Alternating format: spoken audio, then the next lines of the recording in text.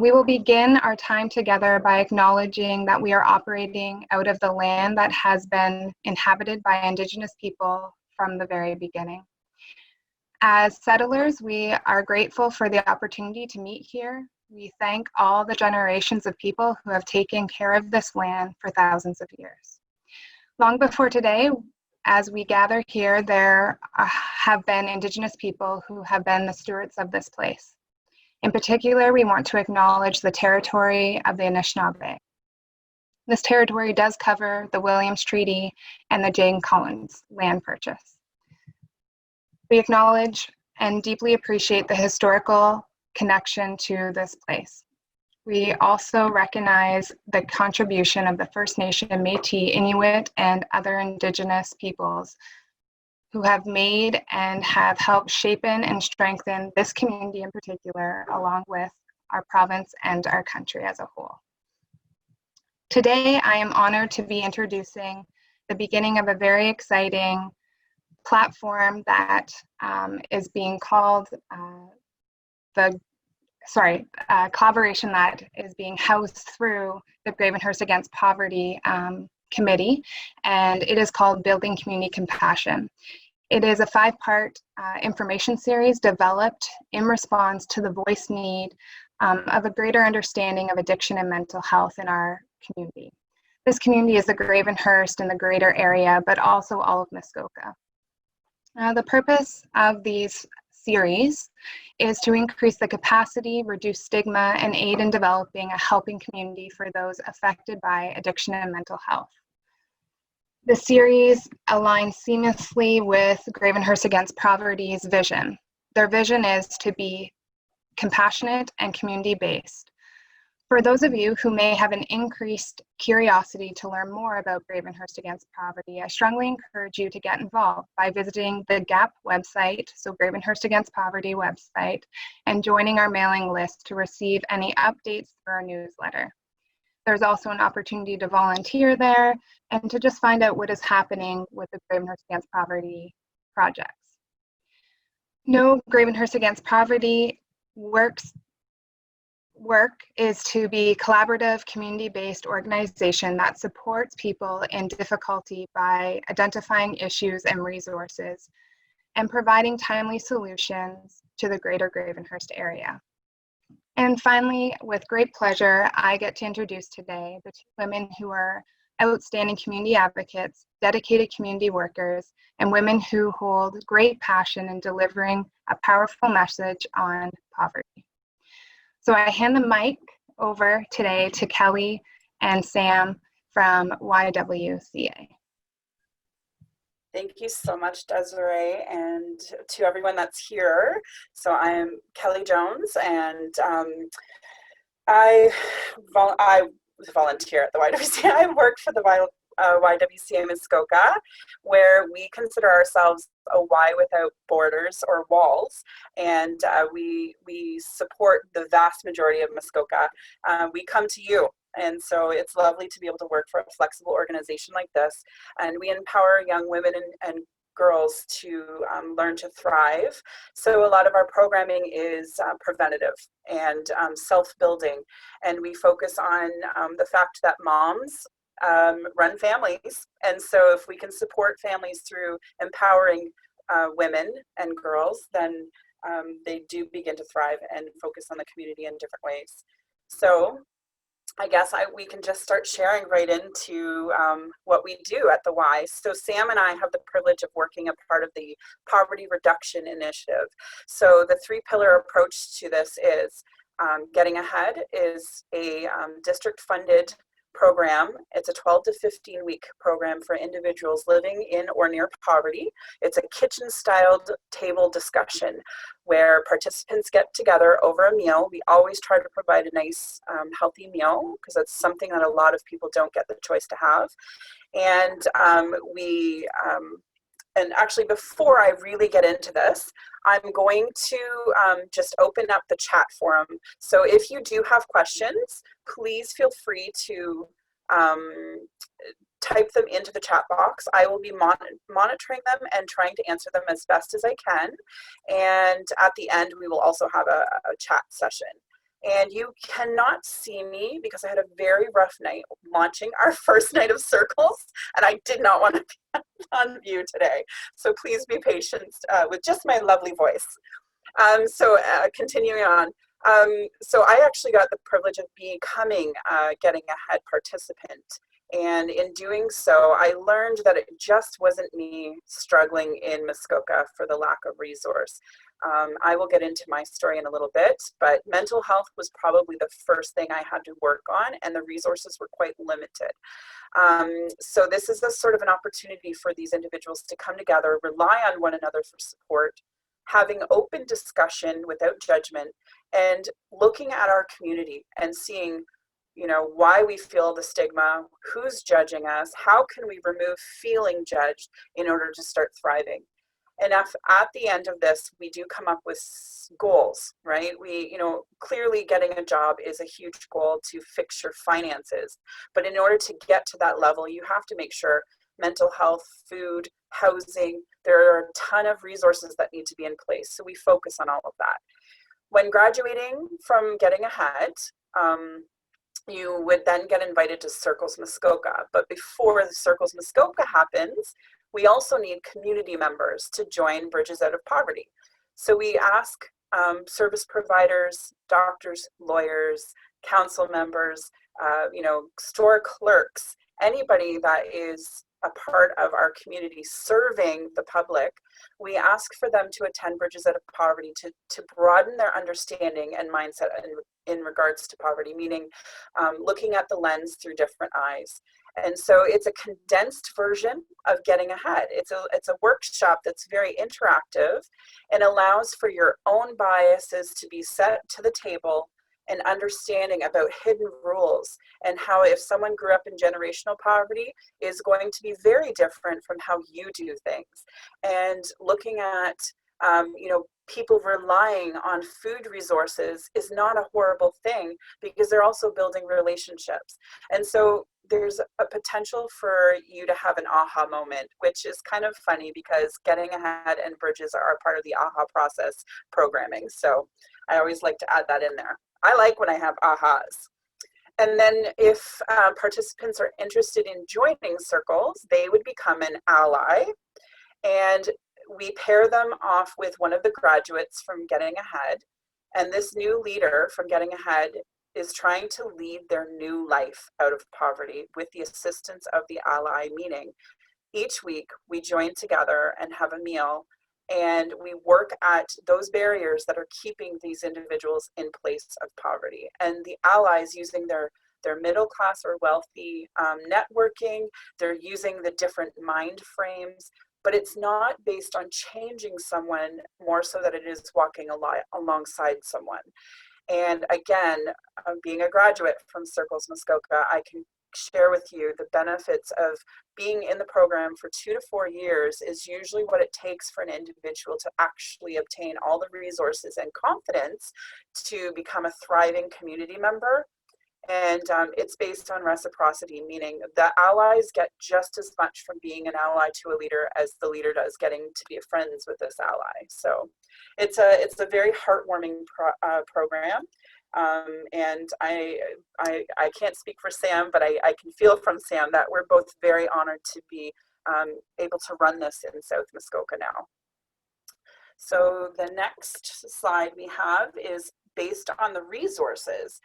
So when Gap was sharing about the Compassion series and talking about mental health and addictions and the other various responses to understanding poverty, immediately my brain went to how I facilitate Bridges Out of Poverty.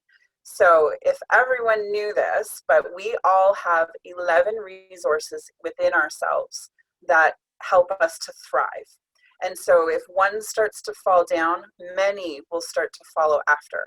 And so the financial piece is like it's sort of like the ending resource to poverty, right? If we can get our emotional, being able to choose and control emotional responses. So you see a lot of the times if you engage with an individual and You're trying to relate with them, but you're saying things in all the wrong ways, but you don't think you're saying them in the wrong ways. They're taking it like that. That's that defensive, well, you don't know what my life is like. You're not asking me the right questions. And so I'm not going to give you the right answers right now. And this interaction is not going to happen. And so that's that emotional capability to understand that I'm just trying to have a conversation to get to know you. But a lot of the times people in poverty have that feeling of mistrust. You have an agenda, you're trying to affix me, and I don't want to have that right now. I just need the resource I need to get on with my day because I don't trust anyone. That's that sort of mentality that I can personally share happened quite often to me. I usually put on a smile and try my best to smile and nod. Before when I was engaging in, say, like the food bank, it was very uncomfortable to have to go to a food bank. And so it wasn't until I started realizing that nobody was there after anything for me. They did want to support me through things. I started opening up a tiny little crack enough to smile and actually feel a genuine person chatting with me to ask me about my day and not have that, agenda. So then we look at integrity and trust. So again, the mistrust to someone in poverty is very challenging. So the safe people in your life usually are from your own group. And that's where people in poverty tend to stay in poverty because they can't trust an individual that potentially could offer them support in a different way. Motivation and persistence also comes from relationships, right? So beside motivation and persistence, you can see the social capital. Having friends, family, and backup resources available to access in times of need. These are support system and external resources. So if you don't have people in your life that can motivate you and help you to achieve those dreams or goals or wishes or desires, then you will continuously stay in your bubble of why should I bother, right? And then we hear that stigma piece of someone saying, oh, they're like, why do they deserve to have gourmet bread? Like they just need food, they're hungry. Well, if we start changing that mentality to, oh my goodness, wouldn't it be amazing that they don't get to have gourmet bread? Let's see if this changes their life in just a small way, right? Because then it's something that you've given them that they're allowing themselves to say, I deserve to have gourmet bread. I guess I'm hungry. I'm talking about bread. Relationships and role models, again, it's that social capital piece. If you've only known your group of people because you only trust them, they're going to be your role models. And so looking up to family members that, coming from generational poverty, potentially you may have had a father that was in jail. And so that's your role model. That's what you know. And it usually takes someone outside of that family circle that you can trust, that you can hear say, I really, good for you for getting that A on that project that you wrote. Share with me again what you're doing next week. I would love to help you. And your role model changes into something different, which is, again, goes into motivation and persistence. And then you start trusting them and your emotional starts feeling better. And then you start realizing, well, I'm worth something, right? Your language is a barrier. We all have come from different homes. We all come from different educations. Just because someone's in poverty does not mean that they are not well educated. They may not have been exposed to a lot of language early on, but their situation may have changed over time. And so the presumption that someone in poverty is not very well educated, meaning through their language, is a bias. And so trying to watch those biases are very challenging. For the longest time, I was never an F-bomb mom. I know that sounds horrible. And so, but we find that when people swear, it's very abrasive, and there's a right place and right time for it, right? Hammering the nail and missing it. Mental and cognitive, so having the ability to actually compute what you're up to in daily life. So there was a challenge that I presented at a Bridges Out of Poverty session one time where I had wrote words of despair on giant rocks, and I had a participant wearing a backpack. And while this participant was getting rocks put into their backpack, I was challenging them with questions about their daytime earlier in the day. And throughout this conversation, you could see the frustration because he's focusing on these rocks that were being put in his backpack. And so I'm trying to create the image of a participant walking into the District of Muskoka for an Ontario Works registration, right? This is a financial resource is needed. I'm not denying that financial resources aren't needed, but you know, your caseworker is asking detailed questions because it's on their actual forms to ask these questions. And you, as a desperate person, want to feed your family or pay the rent, and you've got 1,000 things coming at you all at once. And so your language may be very well abrasive. And so here's this caseworker trying to relate to you, looking at their form, and the participant is focused on the fact that their stomach's rumbling, or that they have holes in their shoes, or that you're telling them that they have to go get a job tomorrow or they can't have their paycheck. Things are definitely changing in the District of Ontario Works. I've seen an immense change from 15 years ago to now, and the compassion that's being built, because people are understanding that you can't have high expectations on people who have been traumatized by their poverty. And so then we look at things like addiction, because if there isn't a motivation or persistence for better, you look to the things that will numb what's going on in your life, right? And if your mental health is not in check, you can't focus on achieving dreams or goals. And so these are all things. So even your physical health, right? You think of someone who doesn't have transportation but has to walk everywhere, and something happens to a leg or a knee, or you know, even a focus on their arm, right? That physical impairment will constantly be on the top of their mind frame. And so again, achieving any of these resources would be defeating. And knowledge of hidden rules. I mentioned that earlier with Bridges Out of Poverty, that we share, you know, money for someone in poverty usually means if I get it, I need to spend it because I don't know when I'm going to get it again. Someone in middle class would think, I need to put it away because I know that there's a future that I have to save for.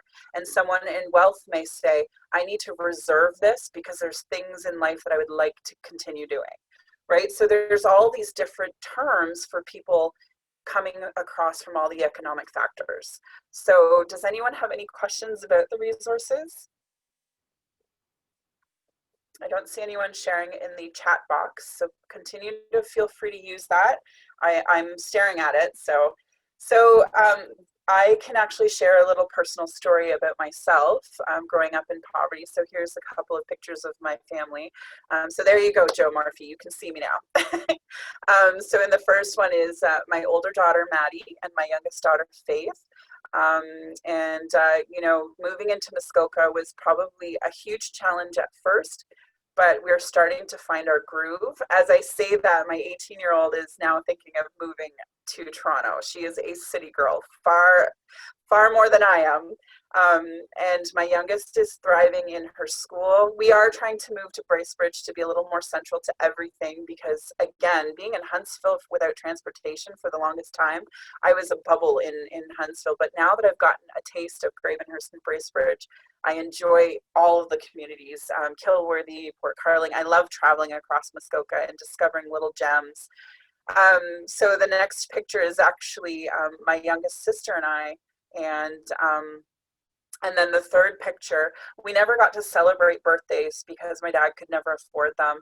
And so you can actually see my name written on the photo there. And this was at the preschool that we were at. They had realized that day that it was also my birthday. And so they used to celebrate at the daycare or the preschool. And so they wrote my name on that so that I could have a little picture of me celebrating a birthday when I was little. So I guess just even starting from the beginning, I grew up in generational poverty, and my dad, his dad, and it's generally, we describe generational poverty as 5 generations or more living in poverty. And at the time, my mom was an alcoholic. She still is very addicted and now into drugs. And so my dad ended up He was a professional snooker player, so he traveled all across Canada and internationally, actually, playing snooker, and that's how he made money. So we ended up living with my dad because my mom was just not capable anymore, and Children's Aid had put us into a couple of foster homes, and my dad had just had enough of, when he would travel, not knowing if we were going to be around when we came back. And it was his family that continued to support him, saying, don't let these girls grow up into foster home. You need to take care of them. So it wasn't easy. He was very angry having to give up his lifestyle of playing snooker. So it was a challenging young childhood. I was 7 and cooking and cleaning and taking care of my sister and trying to allow for her to have a normal childhood. With sharing that my mom was addicted, she would drink when she was pregnant with my younger sister, and my younger sister was born with a cleft palate so severe that she didn't have a top lip. And so she was in years and years of surgery. And again, thinking of a family that doesn't have a whole lot, you think of transportation and food and things like that. You kind of have to scrape together what you can. And so this was a huge burden on my dad. So he was angry, and he was quite abusive. I endured a lot of the abuse, mentally and physically. He would take it out, and he didn't really see what was wrong with it because that's how he was raised. And so my sister, I really just encouraged her to live like a kid. I wanted her to have fun with her friends. And, so I remember standing in the grocery store at a very, very young age, and my dad would look at the cheapest product, and it would be the worst. And so who doesn't know about Spam, right? Spam was a meat that we grew up on. And so just saying, okay, well, we're kids, we need to eat like fruits and vegetables too, and not from the can all the time. And I had a lot of teachers, because we moved so often. They would whisper behind the Jones girls' back because they knew that we were living in this sort of bizarre situation of growing up in pool halls and traveling all the time. And so the teachers would, bring extra fruit to school and share it with us. And so it was the teachers along the way, or just one or two people that would sort of feel sympathetic, but try to understand that here's a man trying to raise these 2 girls on his own. So it was an interesting childhood. And one of the other things that really stuck out for me when I grew up, when I was a teenager, I was quite miserable. I mean, I was 13 and 14, not understanding why I didn't have a mom. And, I was angry at her addiction. Like, why would you choose your addiction over me? Because I just didn't understand. And I remember hearing the phrase, an abused child will always try to love or gain love from their parent. They'll just stop loving themselves. And that really resonated with me. I just was I hid in clothing. I would wear extremely large clothing. And, when this was a photo of me at 17, I actually left for college at 17. And my mom had found out where we were and tried to gain contact with us. So here's my younger sister, didn't really, it didn't faze her, but you can clearly see I am not impressed. And one of the things I realized was how much alike my mom and I looked. And I thought that was the reason why my dad was so angry with me. And again, it was one of those things where you just growing up didn't realize, it was for survival. I was trying to survive in a home, not understanding the basic necessities of life, right? So at the time when I was in college, I was on my own now. I was the first Jones actually to go to college. I was the first Jones daughter born into the family, which is kind of neat. So my mama used to spoil me with extra ice cream. That's weight gain is a whole other story. So, just feeling pretty awesome that I'm the first Jones to go to college. It was a challenge living on my own, but I kind of had the basic necessities of living on my own. And I was very street smart. School was my escape. I loved school because I could escape to it. So going through college was probably the best experience I had to become even more independent and trying to figure out who I wanted to be. So moving forward, actually, when we were 13, I remember moving to Huntsville and falling in love with this little town. And we stayed for about a year, but I remember on one of my lunch breaks, knowing that we weren't going to stay for very long, I walked to the Main Street Bridge and stood there and stared out at the gorgeous view and vowed that I will come back one day. Like it was in my heart that Muskoka had a little piece of my heart. And so moving to Barrie after graduating, I went to Georgian College and I took fine arts. My goal was art therapy. I wanted to be either in social services or, a form of something to help kids through the emotional angst of different homes. That was my goal. And I didn't quite achieve it. I did graduate from my first 2 years of fine arts, but I also fell in love, and I ended up falling pregnant with my lovely Maddie, who is 18 now, as I shared. And then that relationship was very abusive. My partner was dealing with his own trauma from his past, and it came out more so when we had moved in with each other, and I was pregnant. So when my oldest was 5, I had said, no more, you need to leave. And it never affected her because I was a stay-at-home mom for 5 years. I remember the joy of being that stay-at-home, mother, wife, where I cooked from scratch. I even sewed clothing. I had all this time. I think Coronation Street was the only TV show that I ever watched. Like, TV was never on, and Coronation Street's an old thing from when I was little. Anyways, so yeah, it was a challenge. And so then I became a single mom working 3 jobs. My daughter was 5. I had a management position with benefits at this time, and we just figured it out. And so I remember I worked, one of my jobs was a bar job, and my neighbor 2 to 3 doors down was my daughter's best friend's dad, and he would get his daughters every weekend, and he offered to watch my Maddie so that I could go to work, and then the next morning I would pick her up. So anyways, it worked. It was a good system, but there was 1 or 2 times where it just couldn't happen, and I still had to go to work. And this job provided me, I used to get tips, which I could use for food right away. And I walked everywhere. I walked 5 kilometers every day to work. So,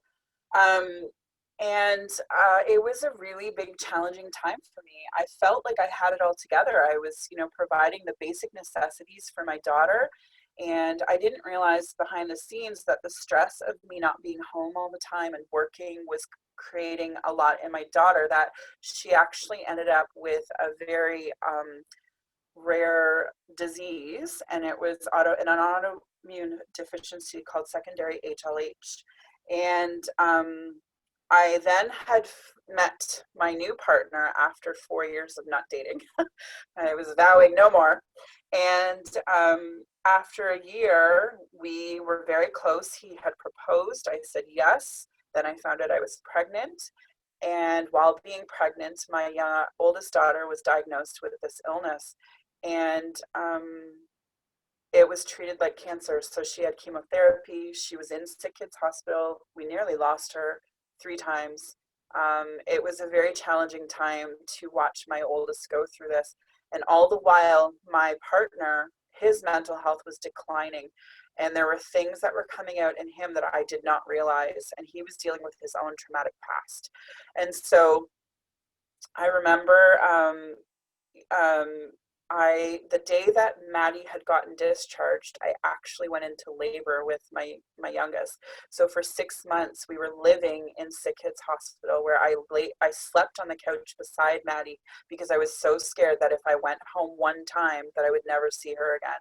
And I fought so hard for her life. And so I remember one scary incident where one nurse said, "We normally ask the parents to leave, but you are so calm." And when I stood up and she said, "You're calm and pregnant." Oh my goodness. And I looked at her and I said, if I lose it, she loses it. And I can't have her stress levels going up. And then when they had wheeled her down to the ICU room, there was about 5 minutes of that I couldn't be in the room with her. I bald. Everything just kind of came out in that moment. So the stress that my youngest was enduring while me trying to be, cool and calm. So she was discharged the same day that I went into labor. So they held Maddie over the weekend so that I could have my youngest, Faith, and then we came together. Maddie still had a year of chemo after that. So every Monday I would pack both my girls up at 4 a.m. I didn't drive, so we had a volunteer driver from the Canadian Cancer Society, who actually, one of them specifically asked to be our driver, and he was like a grandpa to us. So it was a lovely time with him. He had a lovely Scottish accent and would tell us wonderful stories and make my girls laugh, mostly Maddie. And it was lovely to have him sort of adopt us. And one night, as I mentioned, my partner's mental health was declining so rapidly that I didn't actually see it because I was focused on survival of my own daughter. There was abusive words being thrown back, but I would defend it with, go to sleep or go do something. You're tired, whatnot. And I can just see this image where I'm standing on the street with my youngest in my arms and my oldest shivering because she just had chemo the day before and she's not doing well. And there's police lights everywhere. And the neighbors are all whispering, how could she have stayed with this man? Why wouldn't she have left? So we should have done something sooner. And I'm standing amongst them. They didn't even know that I'm standing amongst them. And it just started really pulling me apart. And my then fiance was being arrested for threatening our lives with a chainsaw in the house. And it just felt like this horror movie. And then I realized this is my life right now. And now I'm being transferred into a police station, having to share my story and the trauma of sharing this story. And as I mentioned before, the resource of having to disclose things when you're focused on your life falling apart, it just doesn't connect. And, we know that it's changing, police officers' language is changing, but then it was very abrupt and brief and where were you and don't use the, and I'm at one point, my daughter defended me and saying, if you knew what my mom had just gone through, she just fought for me having cancer, just can you not pick on her right now? Like she could even feel that this was a sort of judgment, I guess, right? And I don't think it's not all policemen. I think it was just, my perception because of trauma, right? So moving forward, that was my life. I now am homeless. I'm now trying to figure things out. And so I had the opportunity to change where I lived and I moved to Muskoka again. So moving to Muskoka, I'm living in the shelter. I met a dear, wonderful woman in the shelter who we are still very close friends. She shared with me that there was a church down the road from the shelter that she used to attend and she wanted to go. And she offered me to go. And at this point, I'm seeking for anything. And so I remember attending this church with her and it felt like something I needed at the time. And so I started attending, and then 3 years later, I'm still there. I was still there and running the kids program and focusing on life, and things started feeling better because now I can see I was volunteering at the local pregnancy center. So Christine's Place, it holds a very dear position in my heart. I was, volunteering as janitorial at the church. I was running kids program. I was helping people. I started my own breaking bread. I would buy loaves of bread from the bakery, day-old loaves of bread, and hand them out to strangers on the street just to have conversation and try to make someone's day different. And so these were things that were making me feel a little bit more alive to be in Muskoka. I joined Great Beginnings and Early Years and Muskoka Family Focus and community living. And I was just a part of the community because I knew that this is the way that my kids would have a happy, healthy childhood in Muskoka. And this church, so I was also on Ontario Works, and I have had so many caseworkers who have just been so lovely and encouraging, far different from what I experienced when I was in Barrie, good 10 years prior. And one of them encouraged me. He was my employment caseworker. And I remember having the conversation with him saying, he was talking about the YWCA's Getting Ahead program. And my dear close friend from the shelter had just attended that and would share with me weekly all these incredible, amazing things. And so I remember saying, oh yes, this sounds like something I want to do. Oh, they don't have childcare. And that was my constant statement. And that's why I volunteered 35 hours, because it was flexible with childcare. And I knew that volunteering wasn't getting an income, but it was building my confidence and my social capital and my mental health. And so here I am doing all these 11 resource things. I didn't even know we needed 11 resources. And so I took Getting Ahead and discovered so many new and amazing things about me and my girls that when my caseworker sat me down and said, if we could remove all barriers, you have childcare, you have your housing situated, you have food, all the food you need, what would you want to do? And I said, well, I really enjoy, facilitating, like as a co-facilitator to the Getting Ahead, which I got hired on as. I would love to do something like this for, full time. If this could be my full-time job, I would succeed. I know I would, right? And because of my lived experience. And so then I got invited to circles, and I became a leader in circles, and I was paired off with, actually the next photo at the same time that my Ontario Works case manager, he said, well, we would love for you to try and be peer support here in the office because you're so great with people and you know what you're doing. We're going to look into this program. What would you need? And I said, well, I don't have my license. And I mean, I was 38, 39, not having my license. And so he said, well, let us see what we can do. And so he helped me to do young drivers. I passed my test, but then it was, how do I afford a vehicle when I'm on Ontario Works? You can't, right?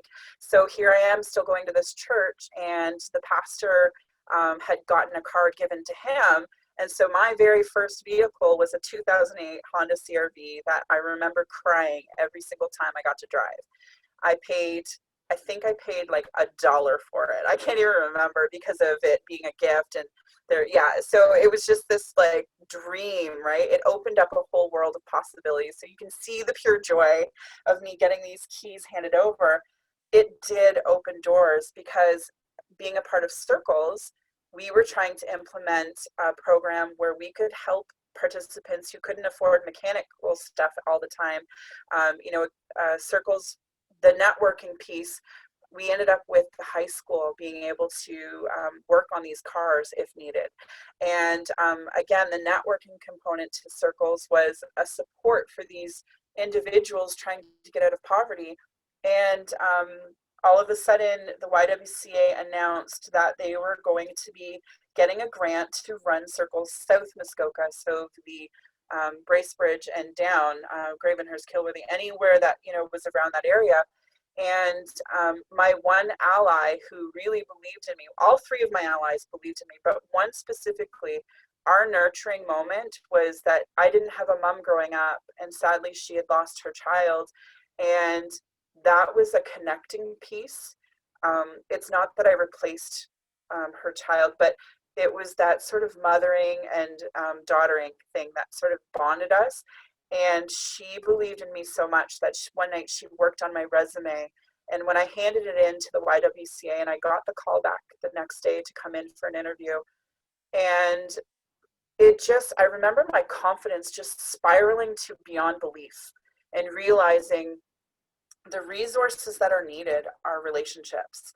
And if you are isolating yourself because of stigma, you're not going to gain new relationships. You're only going to have the same repetitive pattern of, being abused in different ways. And so this nurturing moment, I remember my now boss calling me and saying, this is a game changer for you, but we would love for you to join us. And it just changed my world.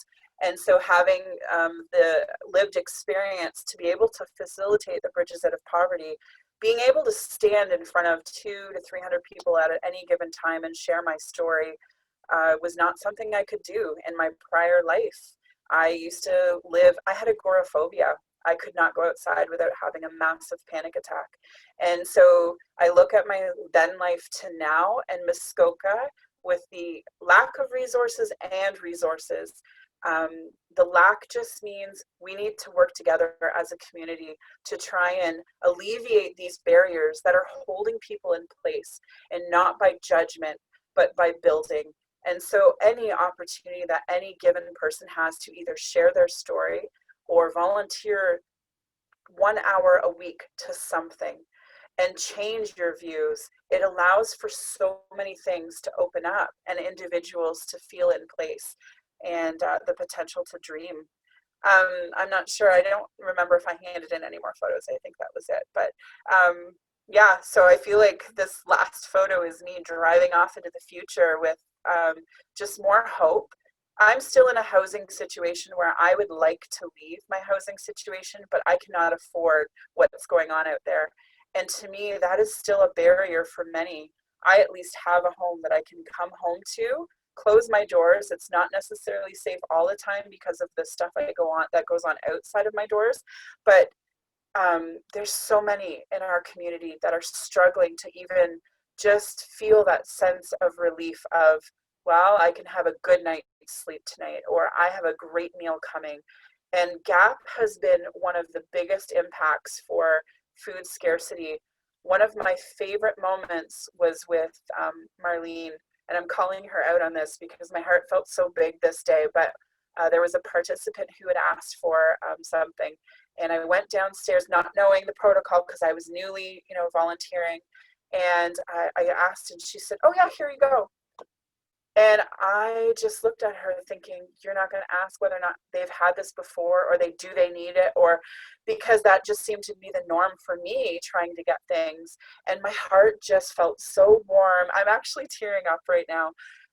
This organization is impacting so many. And, again, the honor to work for YWCA and their flexibility and inclusiveness has been just a dream of mine. So I really am thankful for all of you attending, and I hope that you share and each month join what the Compassion Series is trying to achieve. So hopefully I didn't go over in minutes because I could talk forever. But thank you so much for listening. And Sam, I hope I didn't take too much of your time. Okay. No worries there at all, Kelly. You had a wonderful story to share. Thank you for being so open. So I am going to talk a little bit about my story, which is a little bit different than Kelly's. I grew up in a fairly middle class-ish upbringing. My dad was a self-employed contractor, so there were times where things weren't fantastically flush, but we never wanted for anything. We had what we needed. We had homes to live in, and that was really, it was great. My mom was able to stay home with us. My dad worked. My dad was diagnosed with leukemia when I was 13 years old, but he was able to maintain working most of the time through his treatments and things like that. Unfortunately, he passed away when I was 21, which had a huge impact on my life. But I really had the strong, comfortable upbringing of knowing that my parents were there for me and guiding me, and they really had my back. So it gave me a strong base for which I'll forever be grateful. And my mom has remarried to a lovely man who we all adore, which is also fantastic. So anyways, on to my story. So I met my ex-husband, and we got pregnant with my older son quite quickly. He had 2 children that he had full custody of, his stepdaughter and his son, who we raised together. When my oldest son turned 6, after quite some time of having some difficulty with school, we finally received a diagnosis of autism for him, which wasn't a surprise. We found out a month to the day after my youngest son was born. So I have my 2 guys who are 6 years apart, John and Ryan. This picture was taken when both of these pictures were taken when Ryan was about 18 months old. So my relationship with my ex-husband failed for many reasons. It didn't work out, and it was the best choice for our family for me to take our boys and find somewhere to live, and for him to stay in the family home with his 2 children and then with our boys when they had visitation with him. Fortunately for me, I had a friend or a couple who were living in a home, and on their property they had a second home that they'd always used as a rental income. And it happened to become vacant shortly after my ex and I decided we needed to separate. So It was this tiny little 2-bedroom house set on a lovely piece of property. There was a pond in the backyard. There was a garden that we could plant. It was wonderful. When I say tiny, I mean it was tiny. So my boys were crammed into a bedroom that barely fit a toddler-sized bed, that dresser you can see the corner of, and my older son's loft bed. It was a challenge, and I love these people more than I can express. The house was very old. There was significant problems with rodents getting in at all times. There were some mold issues. As much as we loved where we were and loved that we had this safe place to land when I needed to separate, it was not an ideal living situation. And coupled with the fact that as my younger son Ryan got older, he was exhibiting more and more signs of having autism as well. He was having significant difficulties with processing sensory input. They were sharing this room. My older son liked to have things on the walls. My younger son couldn't handle having things on the walls, so he would be going around peeling any decorations off the walls, and that was very triggering for my older son. Behavior became increasingly difficult for my big guy at school. I was receiving multiple phone calls during most days, usually resulting in me having to go pick him up. At this point in time, I was working part-time for Muskoka Family Focus as the outreach assistant for the Ontario Early Years programs. I adored that job. It was fantastic for me. It was flexible. It was part-time. It just really made it possible for me to provide almost as much support as my children needed. However, that being said, the needs grew and grew and grew. So when John was 8 years old, we ended up being assigned an intensive services worker to try to help coordinate his care plan, because there were services that we needed that simply are not available in Muskoka, and you had to have an intensive services worker coordinate the ask for that. So she spent a great deal of time running between services for me. So she was our liaison with pretty much everything we needed, and she accessed some great out-of-town services to try to help put supports in place for him. But it became, a few times, there were times where I simply could not work. His needs were so high that I wasn't able to work anymore. So financially, it was very challenging. It was hard enough as I was maintaining on a part-time schedule to be able to provide for our needs. There certainly was never any extra. It was constant stress between paychecks, wondering how I was going to keep the bills paid and keep a roof over our heads. It was very stressful. And we had very much outgrown that house. It was not a safe place for us to be anymore, because I had to keep my boys separate a lot of the time. Behavior was so extreme that it became a safety issue quite frequently. So our intensive services worker, and I'm just going to say this, bless her heart, loved her. She was very much a bull in a china shop, and she knew that I had a hard time accepting help. It wasn't easy for me to ask for things. I certainly did not openly speak about the fact that we were living in poverty. And so she took it upon herself to first educate me about the rent subsidy program that was available in the District of Muskoka, then to seek out a different living arrangement for us that would provide each of the boys with a bedroom so that they could be able to get along better, because they wouldn't be in each other's pockets all the time. So she did all of these things, and she went and she sought out this wonderful little house for us that was being renovated into 2 apartments. The upstairs apartment was a 3-bedroom, and it was right on Taylor Road. It was in the correct school district where both of my boys were going to Muskoka Falls Public School. They were not. They were going to Bracebridge Public School. So this is us shortly before we moved. We had a wonderful opportunity to have photos taken by a friend, and it was a great day for us to be able to go and do that, just to be peacefully out in nature. It was quite wonderful. So we moved into our little house on Taylor Road, and this is the day we were moving in. So there's definitely some excitement there from both boys, because they knew they were going to have their own space. And it was really a blessing for us to be able to spread out and have a bit of room.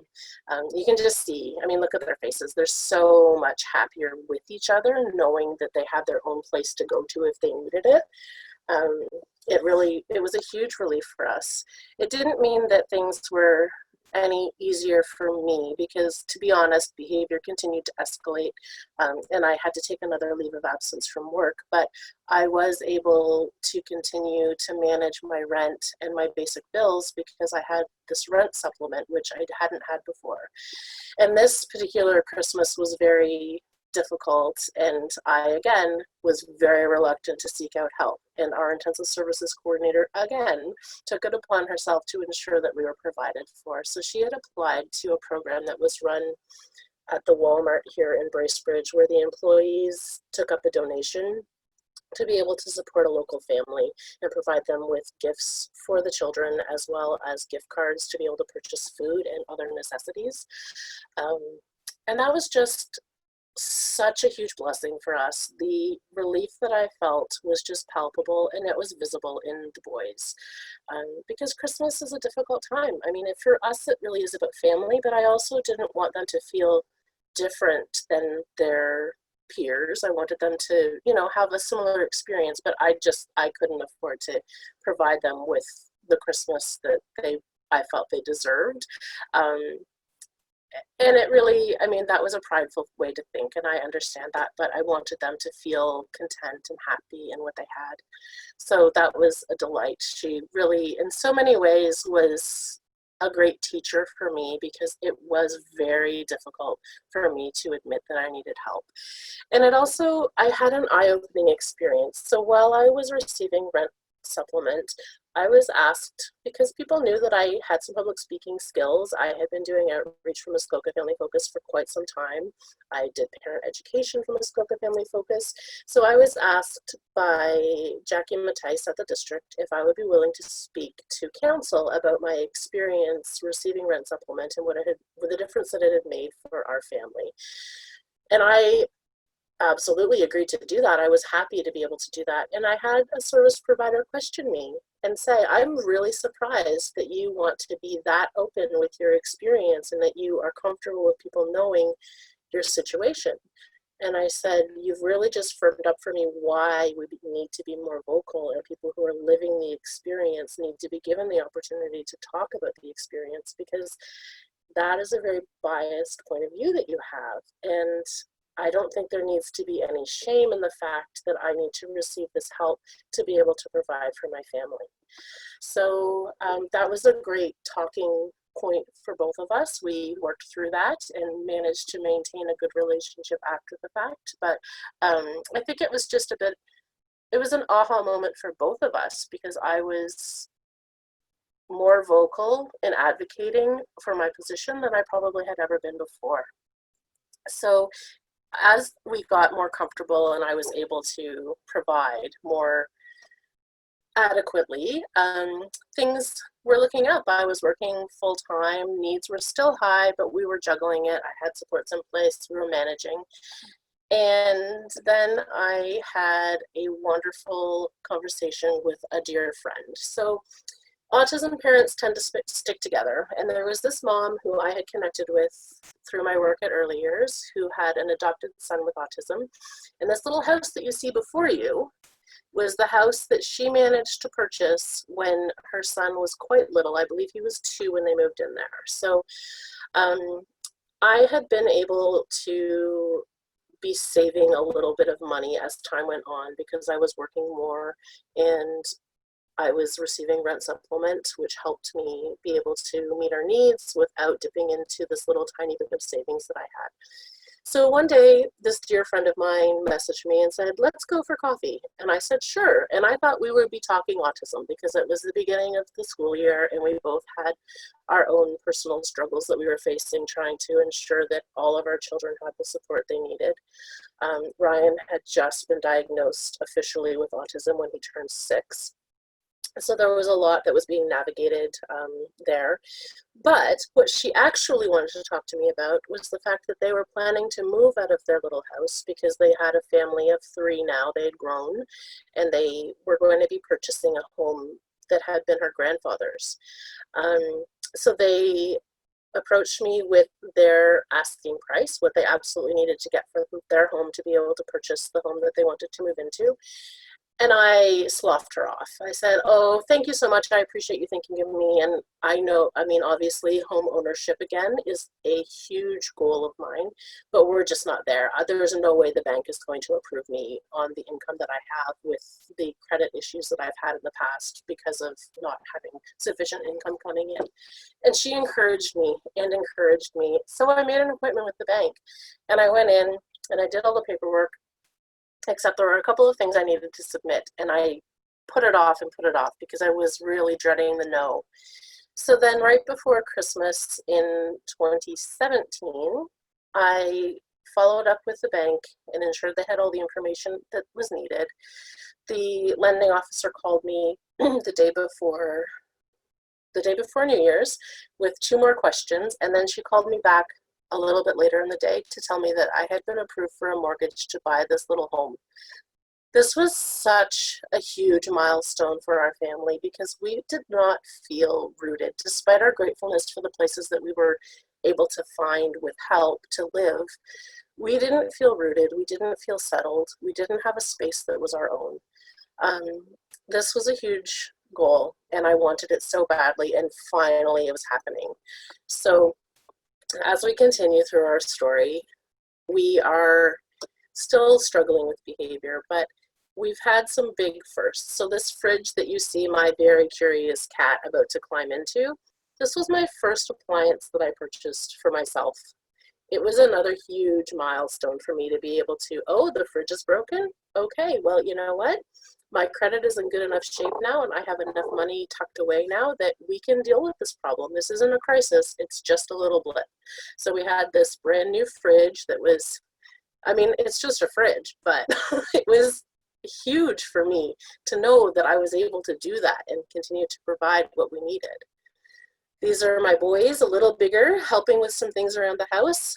So our shed door needed to be replaced. So there's my big son with the drill fixing the door, and my little guy was helping me cut down some wood so that we could have a campfire. Here we are enjoying our backyard. Well, here they are enjoying our backyard with our tiny little pool that had never been an option before. And here we are this past Christmas. We had a Christmas tree crisis this year, but because we have our own property, we were able to find one that was adequate on Christmas Eve. So my young son, Ryan, was very sick with the flu before Christmas, and we weren't able to go looking for a Christmas tree. So on Christmas Eve, my son, John, decided that we could solve this. This isn't a problem, Mom. We can come up with a solution. So he went out and took a tour around the property, and we had these little cedar trees growing in front of our house. And he came in, and he said, I've solved it. And I said, oh, really? And he said, the cedar trees. And I argued with him, John, those are meant to be there for landscaping purposes. You know, they were intentionally planted. And he said, but not by us. And then we couldn't find a saw because it was packed away with our camping gear, inaccessible in the wintertime. So we used our dog's shedding blade to cut down this Christmas tree in our front yard, which really just, I mean, I know it's a silly little thing, but it really just spoke to me about the resilience that my children were developing, living these struggles that we were living together.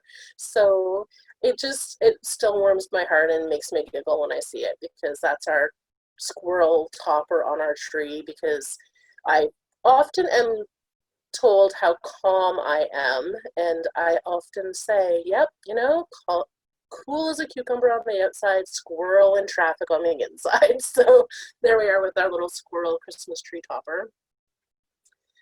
And this picture also, it's hilarious for one thing. So if you look at my young man there graduating from senior kindergarten, school is an issue. It's hard. I had 3 phone calls today. Kelly can attest to that. 2 of them were when I was on a call with her today doing some planning from the school. So Ryan is not a fan of having his photo taken. Ryan is definitely not a fan of going to school every day. And this was the first time that he actually allowed his picture to be taken at school. And his kindergarten teacher encouraged him, and he did it, and he scowled the whole time. And there are memes that circulate amongst friends and family and still do. You know, if Monday was a person or disapproval, you'll know it when you see it. But he broke right out laughing after the fact. So it was a huge milestone. And then we had many years of no pictures at school again. And this past year, he had his photo taken, and it was a very scowly photo. But then a couple of weeks later, these retakes came home. And I'm sorry that these are watermarked, but I could not find the actual photos to be able to put them on the slideshow today. But this just really speaks again to me that the stability that we've been able to develop and relationships with the teachers that we've been able to develop has really encouraged such amazing growth. For him to take it upon himself to do the retakes without talking to me about it or anything, and then just one day randomly bring them home, and he's actually smiling. Sorry, I'm pretty sure my dog's about to bark, so plug your ears for a second if he needs to. Just that he's smiling while having that experience at school really speaks to the confidence that he's developed over the years with all the supports that he has. And I will assure you that finding support for children with autism in Muskoka is not an easy feat. It really has taken a village, and it has taken me all these years to build that village. And I'm at a point now where I've had some wonderful employment experiences. I went from working at Muskoka Family Focus to being the executive director at Big Brothers Big Sisters, which was a huge confidence builder for me. I've definitely learned a lot from that role, and now I'm so delighted to be able to work at the YWCA of Muskoka. And the flexibility and family-mindedness of everyone at the agency has been a delight since I started in May. But my boys are seeing those things. They're seeing the village. They're seeing the people who support us. We have respite workers who have helped. And all of those things that have really added to our ability to maintain our mental health has just been a huge gift to us. So as I reflect back, I remember the feelings of despair when I was not sure how the bills were going to be paid. I was not sure how I was going to buy groceries and continue to pay for my phone so that I was accessible to all of the service providers and to the school. But we got through it. And we managed it, but we got through it and managed it because we had people along the way who helped us, people who pushed me a little, people who encouraged us, and that continues to be the case. We all need to have that support system in place to be able to get where we want to go in our life. So these are fairly recent pictures of us. My big guy is kind of stooped down in that photo because he towers over me now at about 6'1", 6'2". We were outside doing some yard work on our yard at our house, which was such a good feeling. And it's a battle. I mean, he's a teenager. He doesn't want to help his mom with the chores, but he did. And then my younger son and I are having a movie date on our trampoline. So we have a yard to be able to have a trampoline in, and we make good use of it. And it was a nice little thing to do one COVID day this spring. So that's just a little bit about our story and where we've come and the resources that we've needed in our community to be able to help us get where we're going. And really about the relationships built with the people who helped us access those resources and helped encourage us in the difficult times. So now we move on to the Circles mental model. So Circles is an amazing program. My heart is warmed every time we have a conversation with any of our participants. It's really wonderful to see our community getting on board and sharing what's important to them and helping with resources and just really being there. So as you can see, there's a fairly significant number of roles that have to be filled within the Circles model. We have our community team, our food team, our children's program team, our advisory committee. There's a need for connection to the greater community, so that's where the community team comes in. So there's lots of different aspects to that: faith-based, government, health, business, corporate, education, social service, social capital in the greater community. So that's what is discussed. As you can see on the right hand side of the slide, there's a little description of each week. So the first week of the month is a match circle meet. The second week is a resource development meeting. The third week is again resource development, and the fourth week of the month is a big deal meeting. And then we get to have family fun night, which is, I'm looking forward to being able to do that. It's really fun. So there's some training for circle leaders. There's ally training. There's definitely orientation for food teams. So there's a commitment that's here for sure. And I have not been looking at the chat box at all because I've been focusing on sharing the slideshow. Oh, thanks everyone. That's so wonderful to see all those wonderful comments there. I think I'm going to invite Kelly to open up her mic if she would like to. And if you have any questions, please feel free to enter them into the chat box. We would be happy to answer any questions that we can. Yes, thanks so much for sharing that, Sam. It's been great getting the chance to work with you and know you. And I hope it doesn't embarrass you that I share this, but when we were hiring Sam on, the name sounds so familiar to me. And so as I shared, when I was 13, I went to Huntsville High School, and sure enough, she's in my yearbook. So I thought that was pretty interesting that I'd come back, and now Sam is, and I are working together. She was a grade ahead of me, but she was always this cool, calm, cucumbered person, and I felt like the squirrel in traffic all the time. So I love that analogy. But yeah, as you can see, the circles mental model here, it takes a community to support an individual. And, you know, looking at what Canadian Mental Health Association does with their peer support work and with the resources that they have, and then with GAP, right? We have our community dinners, we have our food giveaway. It's just incredible how community, right? When we can look at individuals as all of us are equal, it's really incredible. Oh, thanks, Patty. But I can assure you this week the squirrel has been extremely active with everybody back to school and trying to get supports in place to make that a success.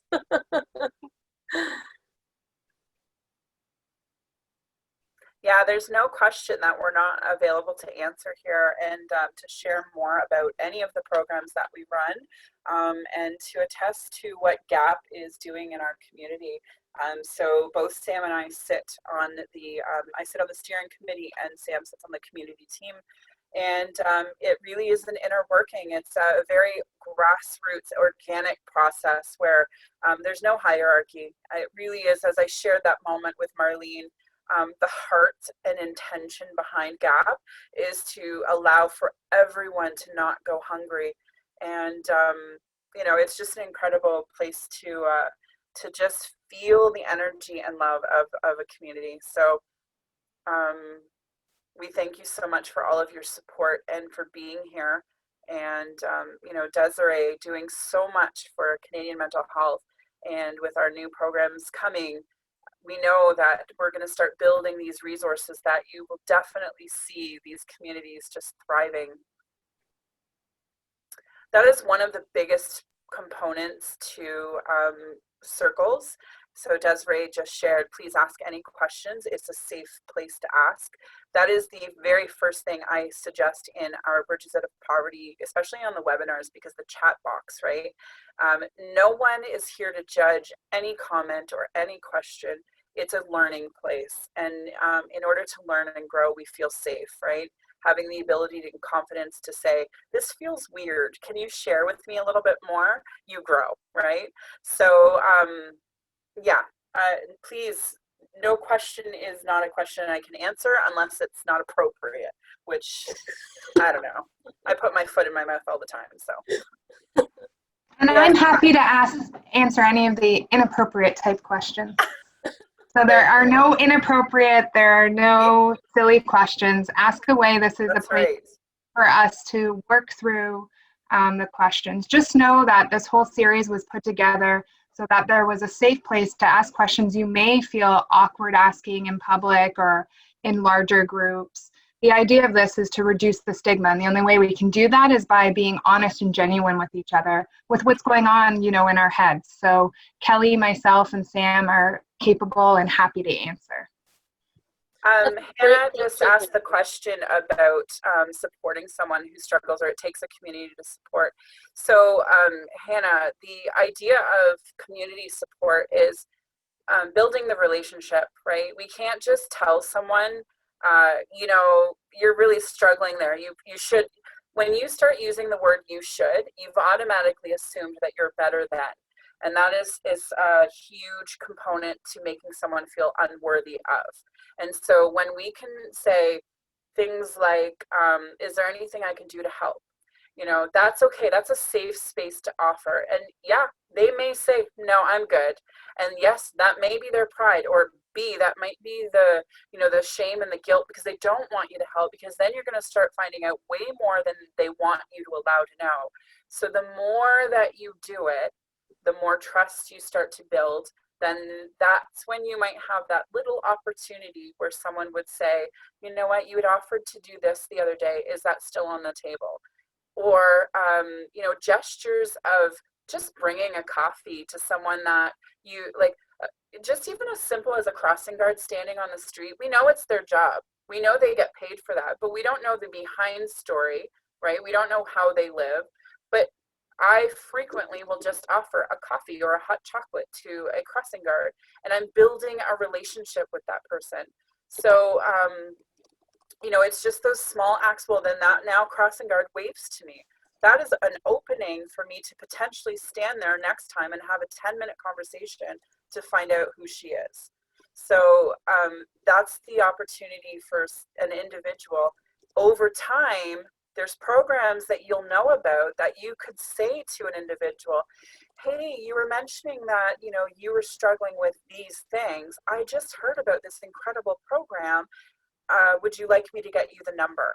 Again, they have every right to say, no, I'm good, I'm fine. But if you've built the relationship, there's potential for them to say, oh, that would be so great. You don't know whether or not they're going to call, but they've opened it up even more to you, right? But it's that seed of hope that has been now planted. Building relationships, I will say it continually in Bridges Out of Poverty.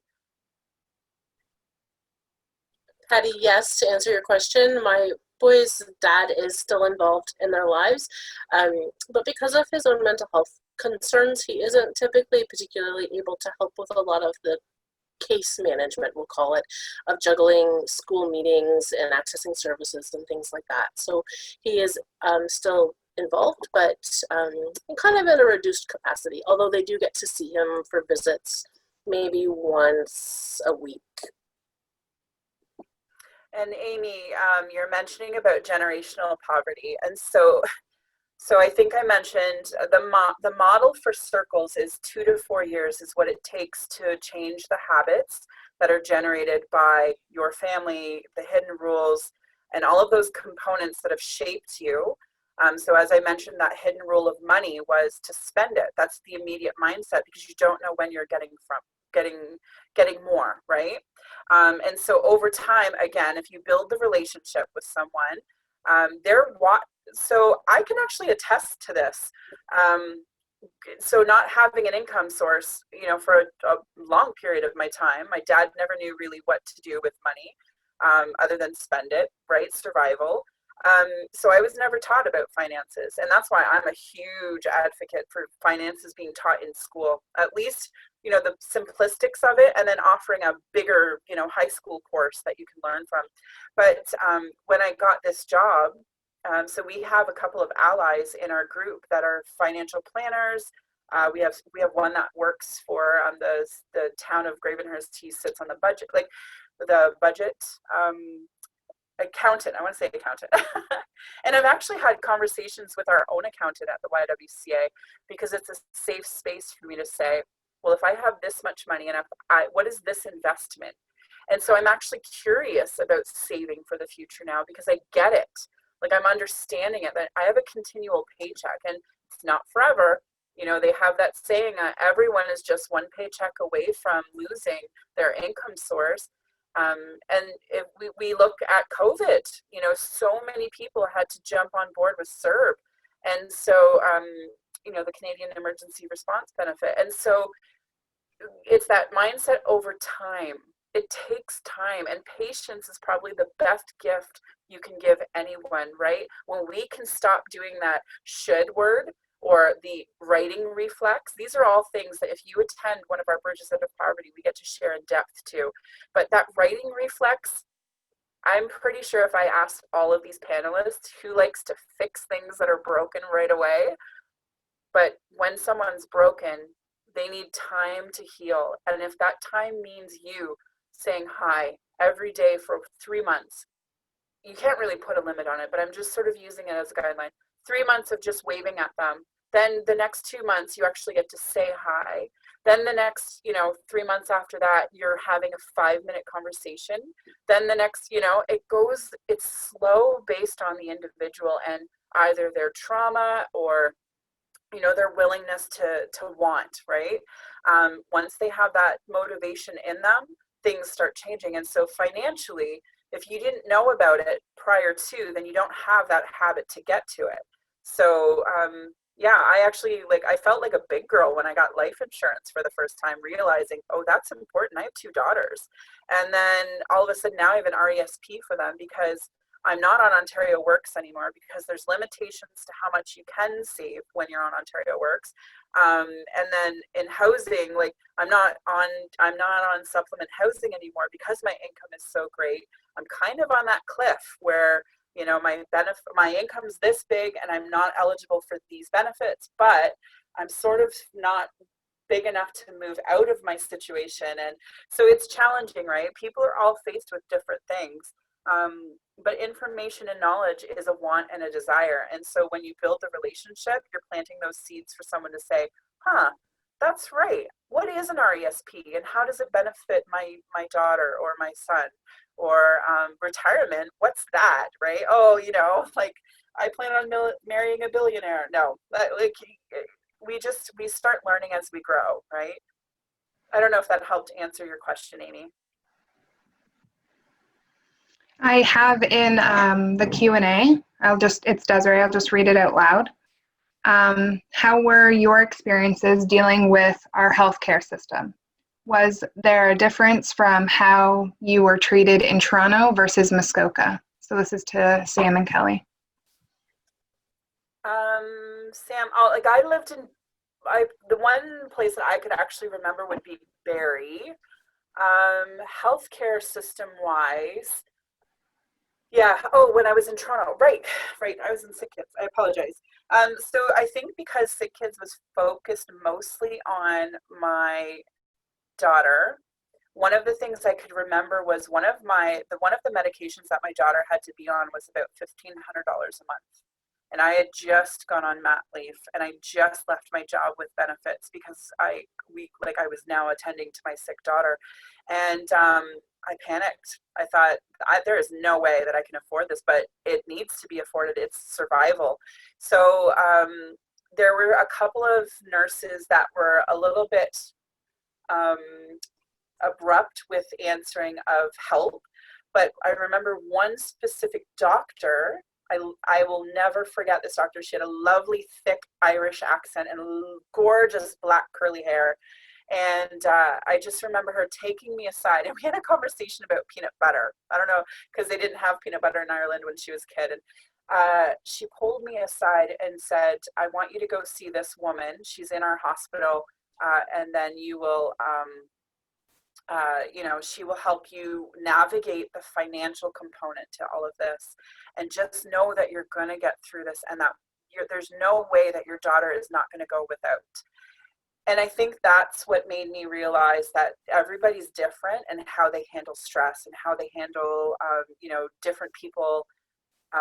Language, as I mentioned, is a huge barrier, right? This nurse kind of was cold and I'm panicking now, right? Whereas this doctor pulled me aside and took a deep breath with me and, distracting me with peanut butter. It really helped me to realize that, okay, I feel like a human again, right? She understands my fear. She understands my worry. And then I've noticed in Muskoka, I've had another similar incident with a doctor that pulled me aside, and the nurses.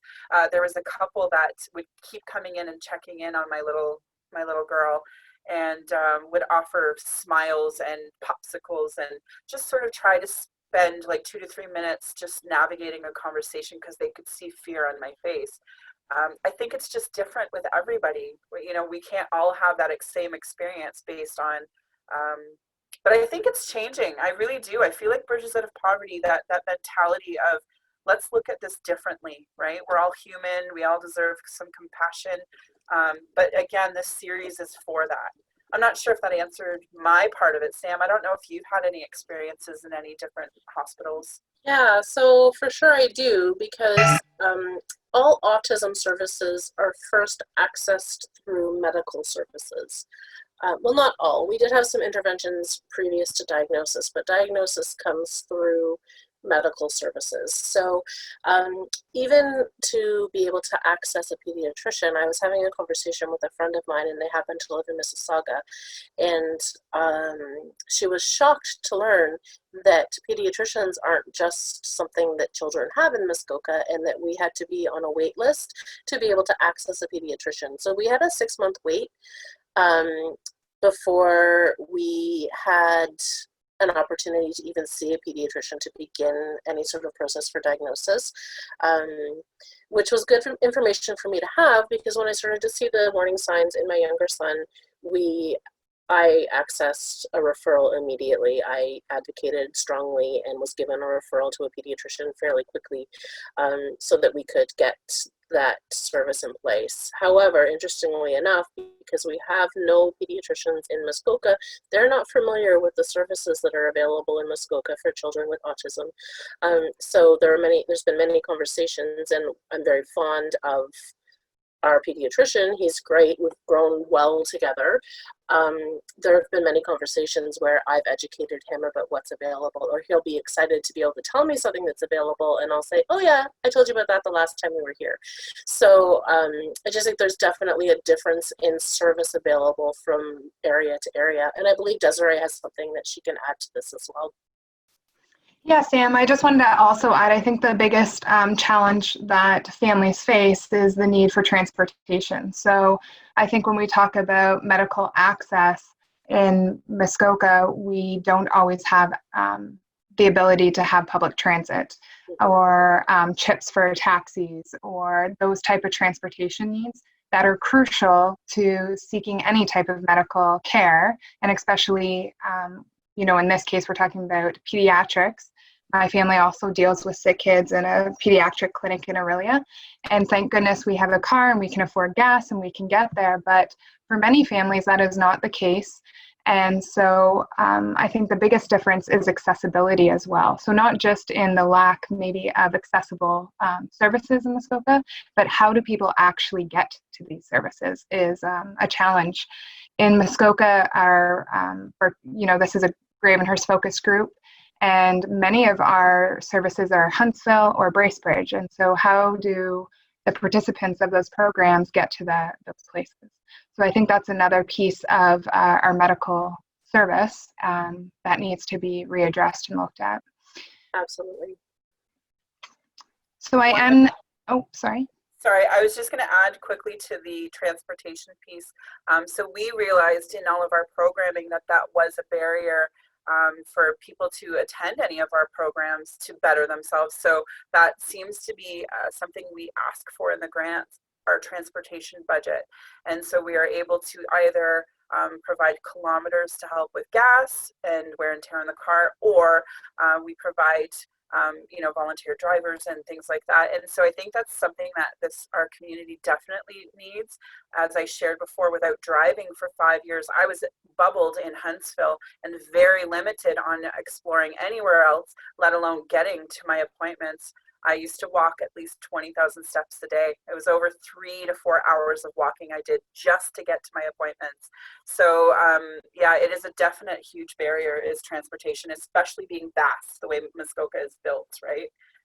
Yeah, and I think we, as a solution, coming out of a discussion like this is just for individuals. I think it was Hannah that asked, what can we do? And sometimes we want to be the advocates for big things and to try and get to the heart of issues or to really help with root causes. But I think it's in those little offers that can really help a person. So if you know someone who is needing additional support, offering that car ride or transportation or a lunch or a packed lunch for their appointment. Those are the things that can really make a big difference.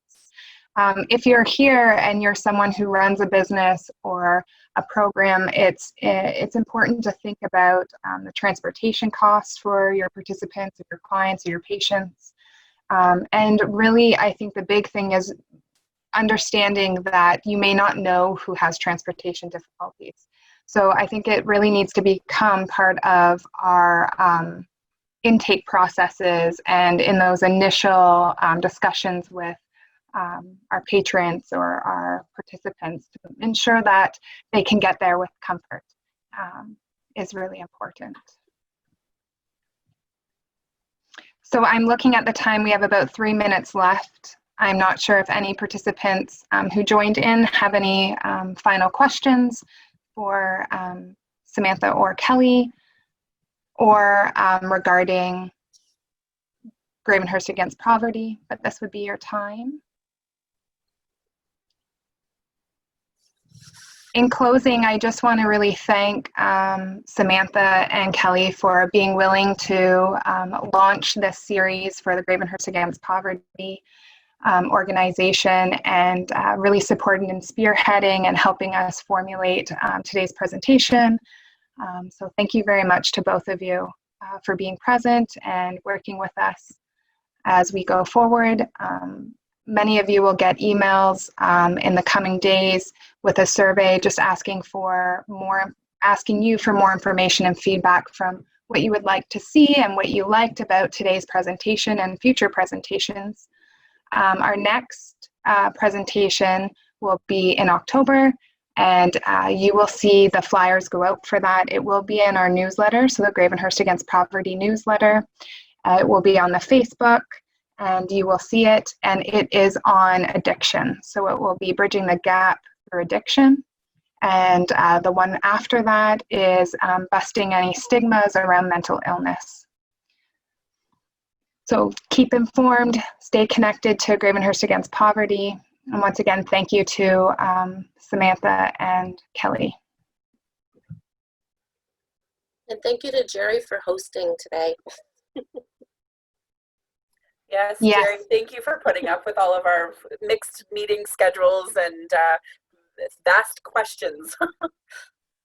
Yes, thank you very much, Jerry, for all of your patience during this and being willing to be the host for this recording. Okay, well, that is that for today, and thank you so much for coming. Looking forward to everyone next month and the following months. This series will go from today's date all the way until February, and there will be a session once a month. All will be recorded and available on the GAP website. Thank you.